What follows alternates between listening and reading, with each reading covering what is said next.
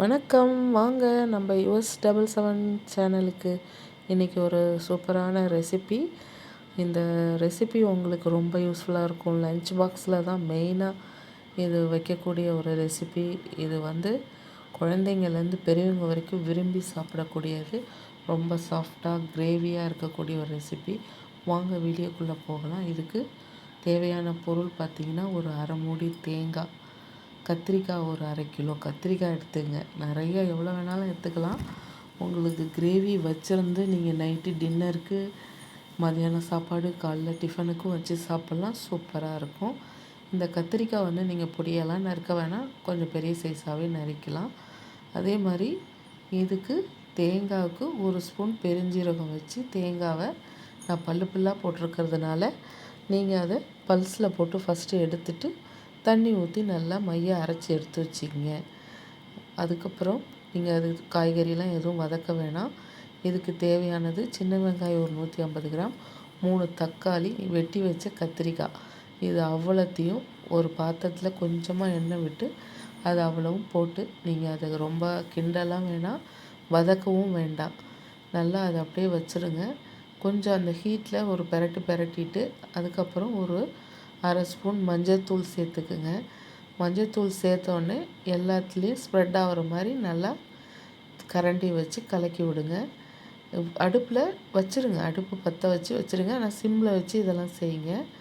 அதுக்கப்புறம் குழம்பு மிளகாத்தூள், நான் இந்த அரை கிலோ கத்திரிக்காவுக்கு 2 ஸ்பூன் குழம்பு மிளகாத்தூள் போட்டேன். நல்லா உங்களுக்கு காரம் இன்னும் வேணும்னாலும் இன்னும் சேர்த்துக்கலாம், இல்லை காரம் வேணான்னா காரம் குறைச்சிக்கங்க. இப்போ இது எல்லாத்துலேயும் இந்த கத்திரிக்காய் எல்லாத்துலேயும் இந்த காரம் கலக்கணுன்றதுக்காக நம்ம கத்திரிக்காவை பிரட்டி விட்றோம். இப்போ உப்பு சேர்த்தாச்சு. குழம்பு மிளகாத்தூள் 2 ஸ்பூன் போட்டு நல்லா கிண்டி விட்ட பிறகு உப்பு சேர்த்துருக்கேன். அதே மாதிரி இந்த காய் வேகிற அளவுக்கு நம்ம அரிசி கழுவின தண்ணி எடுத்து வச்சு நம்ம ஃபஸ்ட்டு தண்ணியை கீழே ஊற்றிட்டு, அரிசி கழுவி ஃபஸ்ட்டு தண்ணியை நம்ம ஊற்றிட்டு, ரெண்டாவது நல்ல தண்ணி ஊற்றி களைஞ்சி அதுக்கப்புறம் நம்ம இந்த கத்திரிக்காய் சேர்க்குறோம். இப்போது நம்ம இதை நல்லா ஒரு மூடி போட்டு ஒரு 1/4 மணி நேரம் நல்லா வேக விடுங்க. இந்த கத்திரிக்காயோட தொக்கு அவ்வளோ சூப்பராக இருக்கும் கிரேவி. இப்போது இந்த இடத்துல 3/4 பாகம் கத்திரிக்காய் வெந்த பிறகு பூண்டு ஒரு 10-15 பல் நான் பூண்டு ஆட் பண்ணியிருக்கேன். ஃபஸ்ட்டே ஆட் பண்ணியிருக்கலாமே நீங்கள் கேட்கலாம். இந்த டைமில் ஆட் பண்ணிங்கன்னா பூண்டு அப்படியே முழுசாக அழகாக இருக்கும் பார்க்குறதுக்கு. இந்த கிரேவி ரெடி ஆகிறப்போ உங்களுக்கு நான் இந்த பூண்டு எப்படி வருதுன்னு பாருங்கள். நல்லா வெந்துருச்சு. நல்லா 3/4 பாகம் இல்லை, நல்லாவே வெந்துருச்சு. இப்போ பூண்டும் அது கூட நல்லா வெந்துட்டுருக்கு. இப்போ அரைச்சி வச்ச தேங்காயும் பெருஞ்சீரகம் அரைச்சோம் இல்லையா, அதை இப்போ சேர்த்துக்குங்க. அதையும் நல்லா பிரட்டி விடுங்க. பிரட்டி விட்ட பிறகு இதோட கலரே வித்தியாசமாகிடும். ஒரு மட்டன் ஃப்ளேவர், சிக்கன் ஃப்ளேவர், ஏதோ கிரேவி செஞ்ச மாதிரி ஒரு வாசனை நல்லாயிருக்கும். இந்த கத்திரிக்காய் பெருசாக இருக்கும் சிலது, அது நல்லா நீங்கள் குழைய கரண்டியாலே வச்சு மசிக்கலாம். அந்த அளவுக்கு நல்லா வெந்திருக்கும். இப்போ பாருங்கள், நல்ல கிரேவி நல்லா சூப்பராகிடுச்சு பாருங்கள்.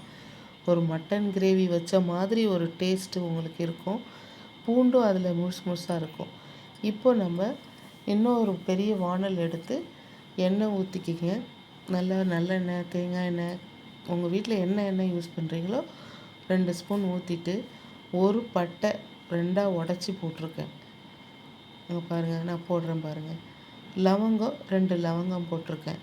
போட்டுட்டு அது நல்லா பொரிஞ்ச பிறகு இந்த காய்கறி வெந்துச்சு பார்த்திங்களா, தக்காளி வெந்துச்சு, வெங்காயம் வெந்துருச்சு, கத்திரிக்காயும் நல்லா குழஞ்சிருச்சு, பூண்டு நம்ம மத்தியில் போட்டோம், அதுவும் நல்லா வெந்துருச்சு. இப்போ எல்லாமே அந்த பட்டை லவங்கம் தாளித்த இன்னொரு பாத்திரத்தில், பெரிய பாத்திரத்தில் நான் ஊற்றிருக்கேன். நல்லா உங்களுக்கு எண்ணெய் பிரிஞ்சு வரும். கிரேவி நல்லா சூப்பராக இருக்கும் பாருங்கள்.